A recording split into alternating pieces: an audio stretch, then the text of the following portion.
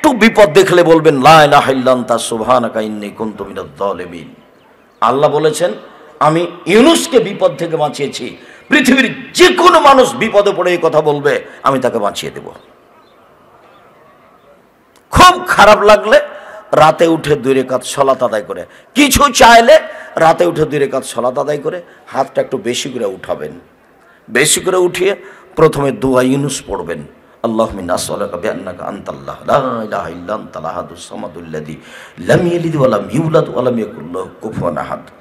দোয়া ইউনূস যদি ইসমে আজম মুখস্থ না থাকে তাহলে ইউনূস পড়বেন, লা ইলাহা ইল্লা আনতা সুবহানাকা ইন্নী কুনতু মিনাজ জালিমিন। যদি দোয়া ইউনূস না থাকে তাহলে সূরা ফাতিহার প্রথম 3 আয়াত আলহামদুলিল্লাহি রাব্বিল আলামিন আর রহমানির রহিম মালিকি ইয়াউমিদ্দিন, এটাও আপনার ইসমে আজমের স্থানে কাজ করবে। ইসমে আজম মুখস্থ থাকলে ভালো, না হলে দোয়া ইউনূসই ইসমে আজমের স্থানে। আর যদি সেটাও না হয় তাহলে সূরা বাকারা সূরা ফাতিহার প্রথম 3 আয়াত, তারপরে দুরূদ পড়বেন। তারপরে আপনি নিজের কথাগুলি বলতে থাকবেন, কান্নাকাটি করে বলবেন। এইবার অবস্থা শোনেন। 1, হাত তুলে দোয়া করলে আল্লাহ ফিরিয়ে দিতে লজ্জা পায়। 2, চাইলে খুশি হন, না চাইলে রাগ করেন। 3, ইসমে আজম পড়ে দোয়া করলে কবুল হবেই। 4, দুরুদ পড়লে দোয়া উপরে চলে যায়, আর দুরুদ না পড়লে দোয়া উপরে যায় না, থেকে যায় নিচে। তাহলে তো দুরুদও জটিল ব্যাপার, বুঝতে পারেননি? দুরুদ না পড়লে দোয়া উপরে যাবে না। 5, কান্নাকাটি করে যখন বলবেন তখন আপনার 1 ফোঁটা চোখের পানি আল্লাহর কাছে এত প্রিয়, পৃথিবীর কোনো কিছু এত প্রিয় নয়। 1 ফোঁটা চোখের পানি। এই অবস্থাতে আল্লাহর সামনে নিজের বিষয়টি পেশ করবেন। তারপরের কথাটি হচ্ছে এই যে নিজেও 5 ওয়াক্ত সালাত আদায় করবেন, ছেলে মেয়েকে শক্ত হাতে পরিবারকে দমন করার চেষ্টা করবেন। সম্মানিত দিনী ভাই বোন, কাল থেকে এসে কষ্ট করছেন, সালাফি কনফারেন্সে এসে বৃহস্পতিবার থেকে কতদূর পর্যন্ত নিলেন আর কতদূর পর্যন্ত রেখে গেলেন আমি বুঝতে পারছি না। তবে আমি চাচ্ছিলাম আপনি শুরু থেকে এসে বড় বড় বিদ্বান বিষয়ভিত্তিক কথা বলবে, আপনি সেগুলো শোনেন এবং মানার চেষ্টা করেন। আমি যখন ছাত্র জীবনে কোনো প্রোগ্রামে সম্মেলনে যেতাম তখন যে কয়েকটা টাকা থাকতো আমাকে কিনে খেতে হবে এটা বুঝতাম না, ওই টাকা দিয়ে বই পুস্তক কিনে নিতাম, ওই টাকাটার বিনিময়ে ব্যবহার করতাম বই পুস্তক। এখন আমি জানি না আপনি চানাচুর খেয়ে শেষ করলেন, না বিস্কুট খেয়ে শেষ করলেন, না জিলাপি খেয়ে শেষ করলেন, না বন্ধুবান্ধবকে খেয়ে নিয়ে শেষ করলেন। যা খেয়েছেন তা পায়খানা, আর যা দান করেছেন তা জমা, আর যা বই পুস্তক কিনেছেন তা উপকার করবে। ছেলেমেয়ের উপরে শক্ত হবেন, পরিবারকে শক্ত হাতে দেখবেন, পরিবার আপনার উপরে নির্ভর করছে, এ কথা মুহাম্মদ সাল্লাল্লাহু আলাইহি ওয়াসাল্লাম বলেছেন। তারপরের কথা যে প্রথম থেকে একটা জিনিস ভুল করে আসছে, টয়লেট 3 জায়গাতে আছে, ওই কোনায় আছে, এখানে আছে, বিল্ডিংয়ের এইদিকে টিন শেড, সবই টিন শেড ঘর, এদিকে আছে, 3টা জায়গায় টয়লেট আছে। কাল থেকে নিয়ে এখন পর্যন্ত যেটুকু কষ্ট পেয়েছেন হয়তোবা চিনতে না পারার কারণে, আর আমরা হয়তোবা উপযুক্ত ব্যবস্থা দিতে পারিনি, সেই জন্য আমি আব্দুর রাজ্জাক বিন ইউসুফ ব্যক্তিগতভাবে ক্ষমা প্রার্থী। আপনাকে আমি ভালোবাসার দাবিতে যথাযথভাবে সেবা করতে চেয়েছিলাম, হয়তোবা তা পারিনি। কোনো জায়গায় যদি কষ্ট পেয়ে থাকেন, যারা চলে গেছেন, যারা আছেন, যারা রাস্তায় আছেন, ক্ষমার দৃষ্টিতে দেখবেন। আপনাকে সম্মান করা, মূল্যায়ন করা, থাকার ব্যবস্থা দেওয়া, খাওয়ার ব্যবস্থা দেওয়া, পেশাব পায়খানার ব্যবস্থা করে দেওয়াতে আমি চেষ্টা করেছি। মানুষ হিসাবে ঘাটতি থাকতে পারে, ঘাটতিকে ক্ষমার দৃষ্টিতে দেখবেন সম্মানিত দিনী ভাই বোন। তারপরে যেটা বলছি সেটা হলো এই যে সুবহানাল্লাহ, আলহামদুলিল্লাহ, আল্লাহু আকবার বলো 33, 33, 34। আচ্ছা, তাসবিহ দিয়ে কাজের লোকের কি হবে? কাজের লোক চাইতে গেলেন, কিন্তু কাজের লোকের পরিবর্তে কি দিলেন? হ্যাঁ, তাসবিহ। এটা কেমন কথা হয়ে গেল? তাসবিহ আপনি করেন, কাজের লোক হবে ইনশাআল্লাহ। ওই কাজের লোকের মাধ্যম দিয়ে গেলেন তাসবিহ। ইস্তেগফার করেন, পথ সব সহজ হবে ইনশাআল্লাহ। যত বেশি ক্ষমা চাইবেন আপনার দুনিয়াবী সমস্যা তত বেশি সরবে। আর মাঝে মধ্যেই সিজদা করে শুকরিয়া আদায় করি যে আসলে আমার তো এগুলো কোনো ক্ষমতা নেই, আমি নিজে পরিকল্পনা করে কিছু করতে পারি না। যখন যেভাবে পরিবেশ আসে তখন সেভাবে করি। প্রতিপালক তুমি বড় শক্তিশালী, তোমাকে আমি বিশ্বাস করি তুমি কাদির, তোমাকে বিশ্বাস করে তোমার কোনো শরীক নাই। যখনই কোনো কষ্ট বিরোধিতামূলক দেখি তখন বলি লা ইলাহা ইল্লা আনতা সুবহানাকা ইন্নী কুনতু মিনাজ জালিমিন। তোমাকে আমি আজিজ বলে বিশ্বাস করি, তোমাকে কেউ পারে না। পৃথিবীর বড় বড় জাতি আদ সামদ তারা তোমার সামনে টিকতে পারেনি। তুমি ফেরাউনকে অসহায় করে দুনিয়া থেকে বিদায় করেছ। কোরআন মাজিদে তার অনেক নিদর্শন রেখেছ। তুমি আজিজ পরাক্রমশালী, নিজে কোনো পরিবেশ পরিস্থিতির মোকাবেলা করতে পারবো এরকম ক্ষমতা না আর্থিক আছে, না দলীয়ভাবে আছে, না ভালোবাসায় আছে। আমি কিছু বুঝতে পারি না। তুমি সর্বশক্তিমান, তুমি সব কিছু করতে পারো। তোমার কাছে সাহায্য চাই, তুমি সাহায্য করো। অনেক সময় অনেক পরিস্থিতি এসে চেপেছে, তার কাছে জোরালোভাবে আশ্রয় চাইলে তিনি আশ্রয় দিয়েছেন। আমি তার দিনরাত বাস্তবতা দেখে আসছি। সম্মানিত দিনী ভাই বোন,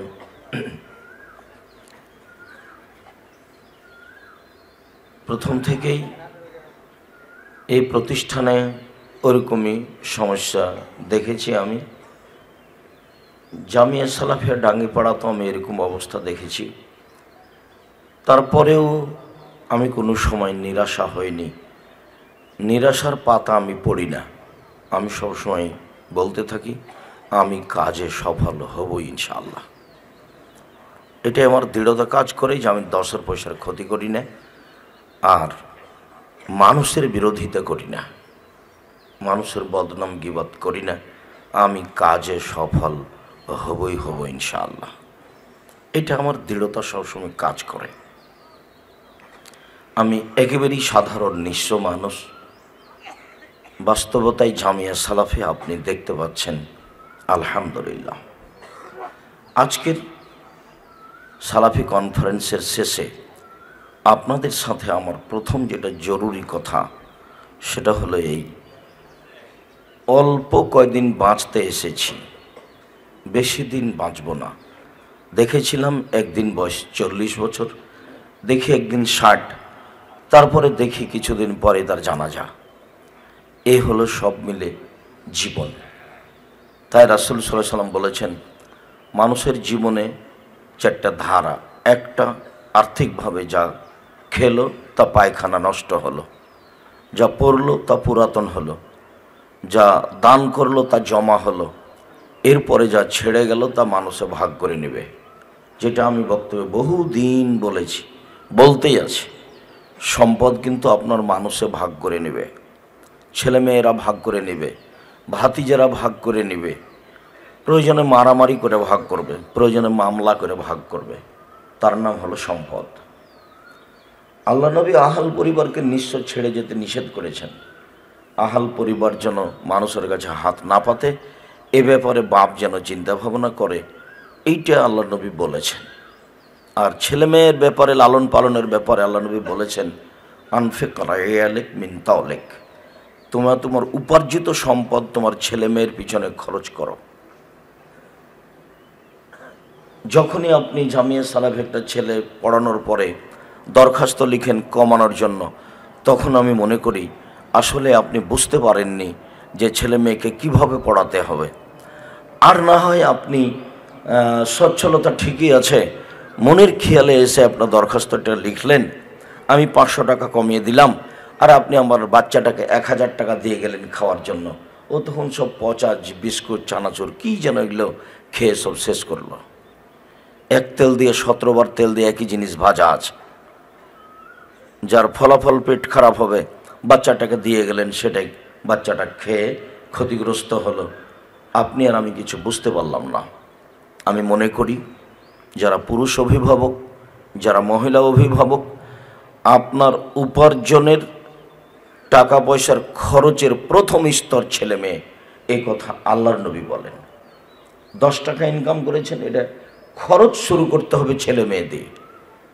আল্লাহ রসুল বলছেন ওয়াবদাবে মাতা হলো, তুমি রাসূলকে জিজ্ঞাসা করা হলো আয়ুস সাদকাতে আফজাল, সবচেয়ে উত্তম দান কোনটা? তখন আল্লাহ রসুল বললেন জহুদুল মুকিল্লে, গরিব মানুষের পরিশ্রম করে দান করা। পরের বাক্য হলো ফদ্দাবে মাতাউল, পরিবার থেকে খরচটা শুরু করো। পরিবারে খরচ করলে দানের নেকি হয়। প্রথম দিন হয়তো বা মনে ছিল না নাকি আমি বলেছি কিনা আমি বলতে পারবো না। আল্লাহ রসুল বলছেন তুমি যে পয়সাটা উপার্জন করছো এটা পরিবার থেকে খরচ শুরু করো, এতে তুমি দানের নেকি পাবা। তা আপনি যে উপার্জন করছেন এই খরচটা কোথা থেকে শুরু হবে? আমি যখন বাড়িতে কোনো কাজ করতে যেতাম তখন আমার বাপ আমাকে বলতো বেটা আমার পরে করিও। গরুটা যদি আমি 1 খোঁটা, খোঁটা বুঝেন কিনা জানি না, 1 খোঁটা থেকে যখন আর 1 খোঁটা নিয়ে যেতাম, এখানে বাঁধা আছে, এখান থেকে খুলে ওখানে নিয়ে যেতাম, তখন আমার বাপ আমাকে বলতেন বেটা ওটা আমি করব, তোমাকে যদি কোনো কাজ করে খেতে হয় তাহলে আমার পরে খাও। আমার বাপের একটা কথা আমার সারা জীবনকে এক পাল্লায় দিলে সমান হবে না। বেটা যদি তোমাকে কাজ করে খেতে হয় তাহলে আমার পরে খাও। আল্লাহুম্মা গফিরলাহু ওয়ারহামহু, আল্লাহুম্মা গফিরলি আবি উম্মি ওয়ারফা দারজাতাহু ফিল মাহদিন ওয়াবসালাহু ফি কবরিহি ওয়া নাব্বিরলাহু ফিহি। যখন আমার আব্বা টাকা পাঠাতেন ইন্ডিয়া, তখন আমার ছোট বোনকে দিয়ে লিখে নিতেন, লেখা থাকতো সরিষা বিক্রি এত টাকা, কালাই বিক্রি এত টাকা, ধান বিক্রি এত টাকা, মসুরি বিক্রি এত টাকা, মোট 1000 টাকা পাঠালাম। 7-8 দিন যাবৎ আমার এই খেয়াল থাকতো আমার আব্বা 1000 টাকা জমা করতে অনেক পরিশ্রম করেছে।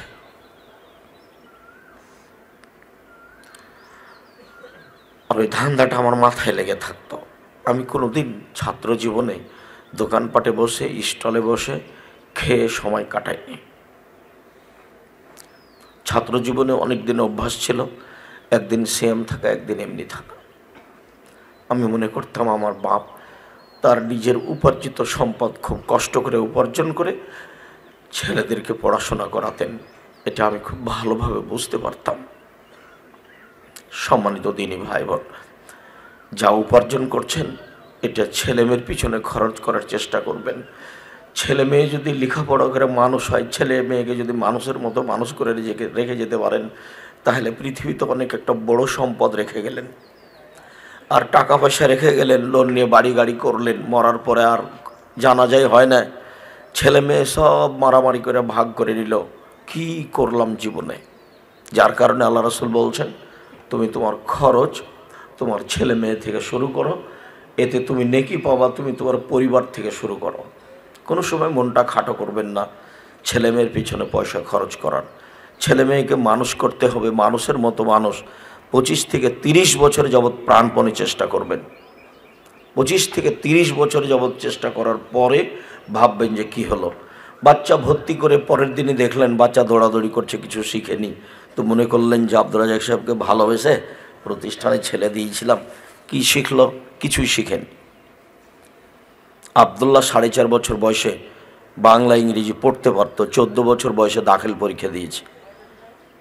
93-এর শেষে জন্ম, প্রায় 30 বছর পড়াশোনা করছে, এখনও করছে।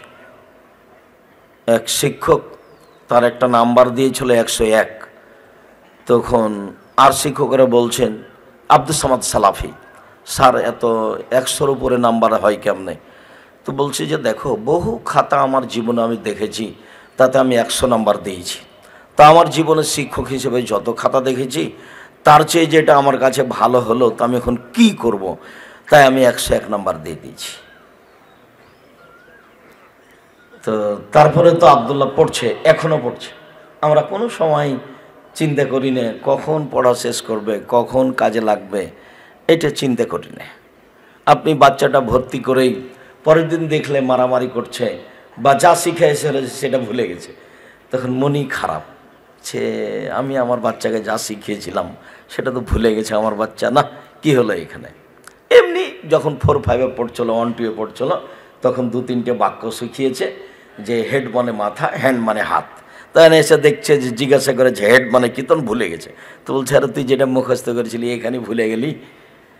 আমি একদিন আবদুল্লাহকে 5-6 বছর বয়সে, কি 6-7 বছর বয়সে, ওই হ্যান্ড মানে হাত, হেড মানে মাথা এরকম বলছি। তো ওর আম্মা হেসে উঠে বলছে, শোনেন, মাইকেল মধুসূদন দত্ত লন্ডনীদের হারিয়ে দেবো বলে ইংরেজি শিখে লন্ডন গেছিল। তা আপনি কি মনে করেন মাইকেল মধুসূদন দত্ত 6 বছর বয়সে ইংরেজি শিখেছিল? কবি জসীমউদ্দিন বিকালে তার মাকে 1 ডালি গোবর উপহার দিত, 1 ডালি গোবর। তার মানে কবি জসীমউদ্দিন গোবর কুড়াতো, ওই মাঠে ঘাটে গরু চড়ছে, সেই গরুর গোবরগুলো নিয়ে এসে বাড়িতে জমা করত। তারপরে কবি জসীমউদ্দিন। তো ধৈর্যের পরিচয় দিতে হবে আমাদের শেখ জনাব ডক্টর জায়েদ আল জোহানি। বহু হাদিসে জোহানি বংশের এসেছে কথা। কালকে যেমন একটা হাদিস বলছিলাম যে আমর ইবনে মুররা আল জোহানি, আমর ইবনে মুররা আল জোহানি বলছেন যে একটা লোক নবীর কাছে আসলো। আবার এসেছে জায়েদ ইবনে খালিদ আল জোহানি, জায়েদ ইবনে খালিদ আল জোহানি বলছেন আল্লাহর নবী বলেছেন কে যদি সুন্দর করে ওযু করে 2 রাকাত সালাত আদায় করে অতীতের সব পাপ ক্ষমা। তো ইনি হলেন জোহানি বংশের মানুষ। আর জোহানি বংশের মানুষ নয়, শুধু সর্দার, এবং বাঙালি ছাত্রদেরকে খুব ভালোবাসতেন। তাই আকরামুজ্জামান বিন আব্দুল সালাম আরও অনেকে বলেন যে আমার খুব শ্রদ্ধেয় শিক্ষক ডক্টর জায়েদ আল জোহানি, যিনি আপনাদের জামিয়া সালাফের শিক্ষক। তো বলছিলাম ছেলেমেয়ের পিছনে খরচ করবেন আর তাড়াতাড়ি সিদ্ধান্ত নেবেন না যে কিছুই শিখলো না, এইটা মনে করবেন না। একটু সময় নেন, যা শিখেছিল সেটা ভুলে গেছে, সেই জন্য মন খারাপ করলেন আর বললেন আব্দুর রাজ্জাক বিন ইউসুফের প্রতিষ্ঠানে দিয়েছিলাম, কিছু শিখলো না, যে স্বাদে এসেছিলাম সে স্বাদ পূর্ণ হলো না। একজন গার্জেন মাঝে মধ্যে আমাকে বলে যে এই নেই সে নেই। তো আমি হাসি আর একটু থামি যে লেখাপড়া কি অতই সহজ? সময় লাগবে। জোকাউন হিরসুনো বুলগা, জোকাউন হিরসুনো বুলগা, কালকে যে বলা হচ্ছিল জোকাউন হিরসুনো বুলগা। জোকা মেধা থাকতে হবে, হিরস লোভ থাকতে হবে, বুলগা বয়স হতে হবে, 20, 25, 30 বছর বয়স হতে হবে। 32 বছর বয়সে আপনার ইমাম আহমদ ইবনে হাম্বল মুসান্নাফ আব্দুর রাজ্জাকের ছাত্র। ইমাম আহমদ ইবনে হাম্বল 32 বছর বয়সে মুসান্নাফ আব্দুর রাজ্জাকের ছাত্র। হঠাৎ একদিন আহমদ ইবনে হাম্বল 10 লক্ষ হাদিসের হাফেজ সূত্র সহকারে ক্লাসে নেই। খবর নিয়ে দেখা গেল যে আহমদ ইবনে হাম্বলের কাপড় চোপড় ভালো নাই, তাই ক্লাসে আসেনি। তখন মুসান্নাফ আব্দুর রাজ্জাক বলে পাঠালেন যে আহমদকে গিয়ে বলো যে মুসান্নাফ আব্দুর রাজ্জাক তাকে কাপড় চোপড় দিবে, পায়জামা পাঞ্জাবি দিবে, তো নিবে কি না। তো আহমদ ইবনে হাম্বল বলেছেন যে আমি বিনিময়ে বই লিখে দেবো ওস্তাজিকে, যদি আমার বই গ্রহণ করেন তাহলে আমি কাপড় নিতে পারি, তার মানে আমি হাদিয়া নিব না। ইমাম আহমদ ইবনে হাম্বল হাদিয়া গ্রহণ করতেন না মানুষের সাধারণত। তো বলে ঠিক আছে, ওকে বই লিখে দিতে বলিও। তো ছাত্র শিক্ষককে বই লিখে দিলেন হাদিয়ার বিনিময়ে, কাপড়ের বিনিময়ে। আহমদ ইবনে হাম্বলকে একদিন ইমাম শাফেঈ বলছেন, আহমদ তোমার জন্য আমি একটা চাকরি পদ ঠিক করেছি, ইরাকের তুমি বিচারক হিসাবে তোমাকে আমি নির্ধারণ করব বলে কথা বলেছি। তখন ইমাম আহমদ ইবনে হাম্বল বলছেন, ওস্তাজি আমি একজন শিক্ষানবিশ ছাত্র মাত্র, শিক্ষা অর্জন করছি, শিক্ষার পরে সরকারি চাকরি করব এরকম হিসাব আমি আহমদ করিনি। তখন ইমাম শাফেঈ বলছেন, মুহাম্মদ ইবনে ইদ্রিস শাফেঈ, আহমদ তুমি যে আমার ছাত্র এটা আমার গর্ব, তোমাকে চাকরি করা লাগবে না। তুমি যে আমার ছাত্র এটা আমার গর্ব, পৃথিবীবাসী বলবে আহমদ ইবনে হাম্বলের শিক্ষক ইমাম শাফেঈ, আহমদ ইবনে হাম্বলের শিক্ষক ইমাম শাফেঈ, এটাই আমার গর্ব। আহমদ ইমাম শাফি একদিন তার মেয়েকে বলছেন যে আম্মু, আজকে আমাদের বাড়িতে একটা মেহমান এসেছে, অনেক বড় আলেম, তো এইটা এখন কে জানি সত্য কি মিথ্যে, জীবনীতে লেখা আছে। তো মেয়ে ভালো প্রস্তুতি নিয়েছে, খাওয়াটা রেডি করেছে। বড় মাওলানা কি করে সারা রাত দেখবো, তো খেতে বসে বেশি খেলেন, মেয়েটার মন খারাপ হলো। যারা খাবে আলেম ওলামা কম খাবে, ইবাদত বেশি করবে। তারপর সারা রাত পরীক্ষা করলেন, তাহাজ্জুদ পড়লেন না, তো তাহাজ্জুদও পড়লেন না, তাহলে কেমন বড় মাওলানা হলো। তো বলছে আব্বা, আপনি যা বলছিলেন তা আমাকে ভালো লাগলো না। কেন? খেলে বেশি খেয়েছেন আর তাহাজ্জুদ পড়েননি। সকালে বলছেন আহমাদ, তুমি বেশি খেয়েছো? ওস্তাজি তা তো আমার মনে হয় না, আমাকে যা দিয়েছিল খাচ্ছিলাম, তো খাওয়া শেষ করলে মনে হচ্ছে যেন রহমত কমে যাচ্ছে, তা আমি বেখেয়াল খেতে থেকেছি, রহমতের আশায় যা ছিল তা শেষ হয়ে গেছে, গামলাতে যা ছিল তা খেয়ে ফেলেছি, আমি মনে হচ্ছে যে বন্ধ করলে রহমত শেষ হচ্ছে, এরকম মনে হচ্ছিল। তারপরে আমি একটা মশলা নিয়ে খুব চেষ্টা করছিলাম, পড়াশোনা করছিলাম সারা রাত, এই হবে, এই সমাধা হবে, এই সমাধা হবে, এরকম চেষ্টা করতে করতে ভোর হয়ে গেছে, আমি তাহাজ্জুদ পড়তে পারিনি। আর শিক্ষা তাহাজ্জুদের চেয়ে অনেক বেশি দামি, শিক্ষা অর্জন করা ফরজ, আর তাহাজ্জুদ হলো সুন্নাত নফল, যার কারণে আমি তাহাজ্জুদ পড়তে পারিনি। আহমাদ, ঠিক করেছ। তো ছেলে মেয়ের অংশ শেষ করলাম। আপনি অভিভাবক, জামিয়া সালাফিকে ভালোবাসেন, অল্পতে মন খারাপ করবেন না। আর স্ত্রীকে বোনকে বলবেন, যারা আপনারা বিদেশে আছেন স্ত্রীকে বোনকে বলবেন, এসেই যেন একটা কোনো মহিলার উপরে, কোনো শিক্ষিকার উপরে, কোনো গার্জেনের উপরে, কোনো গার্ড পাহারাদারের উপরে মন খারাপ না করে, তারা নিয়মের উপরে আছে। আর আপনি এসেই দেখছেন যে কোন শিক্ষিকা আপনার মেয়েকে মেরে দিয়েছে, তখন আপনি পাগল হয়ে গেলেন যে কেন মারবে এই সে, আর দাগ দেখে আপনি মন খারাপ করছেন।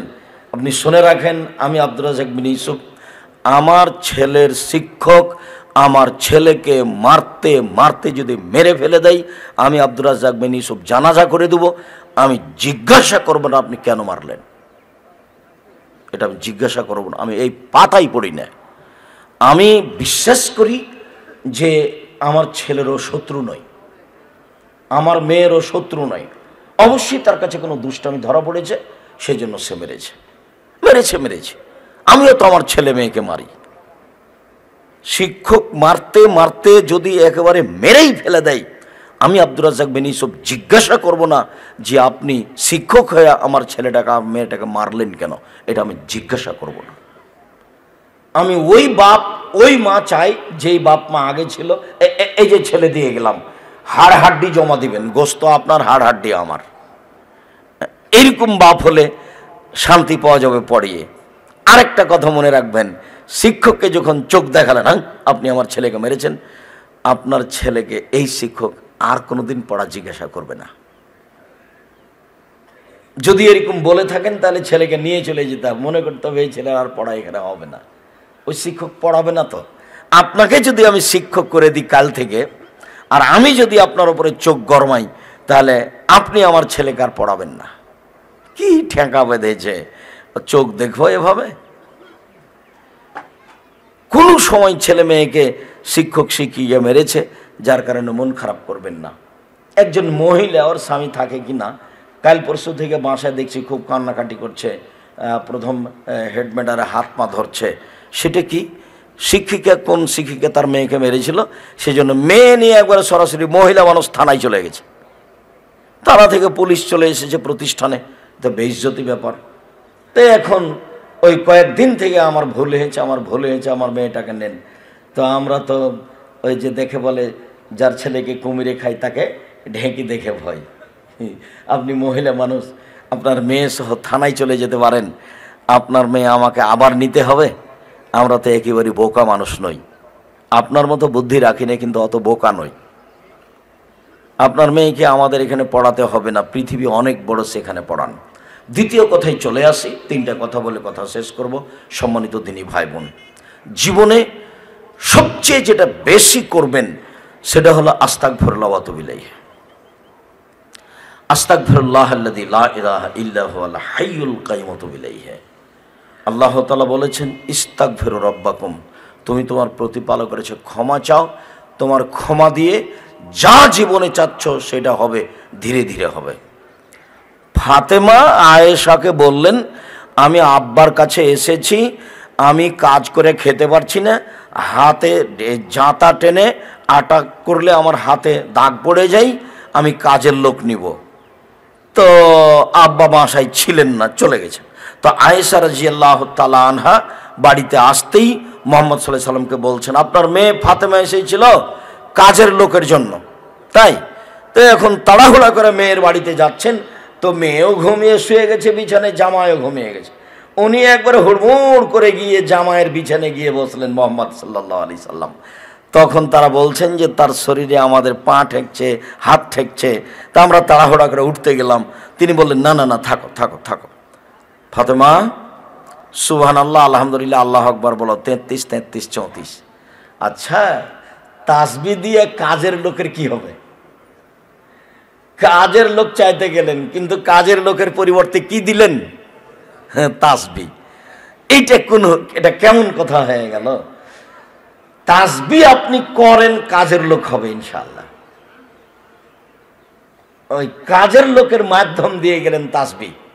ইস্তেগফার করেন, পথ সব সহজ হবে ইনশাআল্লাহ। যত বেশি ক্ষমা চাইবেন আপনার দুনিয়াবী সমস্যা তত বেশি সরবে।